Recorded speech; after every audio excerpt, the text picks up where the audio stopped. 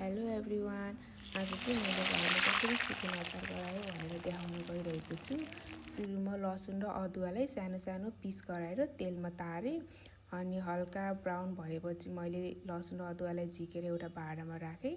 त्यसपछि मासु सानो सानो पिस गराएर तेलमा पालो हाल्दै गएँ सबै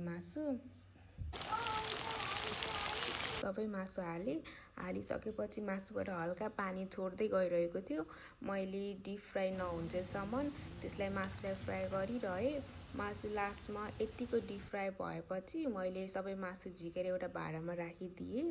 अनि अघि सुरुमा मैले लसुन र अदुवा फ्राई गरेको थिएँ नि डिप फ्राई, त्यसलाई चाहिँ मैले मिक्सरमा पिसेर पेस्ट बनाएँ। म किनभने चाहिँ मलाई पेस्ट बनाएको लसुन र अदुवाको पेस्ट बनाएर अचारमा हालेको चाहिँ एकदमै मनपर्छ। अनि आफूलाई चाहिँ कतिको पिरो खान सक्नुहुन्छ त्यो अनुसार चाहिँ हजुरहरूले खुर्सानी हाल्न सक्नुहुन्छ।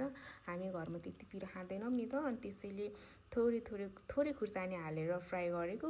यसलाई पनि पेस्ट गराउनुपर्छ, पेस्ट गऱ्यो भने चाहिँ अझ मिठो हुन्छ। अनि त्यो लसुन र अदुवाको पेस्ट मैले मासुमा हालेँ। सबै पेस्ट हालिसकेपछि अब टर्न आउँछ खुर्सानीको। हेर्न सक्नुहुन्छ मैले खुर्सानी पनि मिक्सरमा पिसेर धुलो बनाइसकेको छु।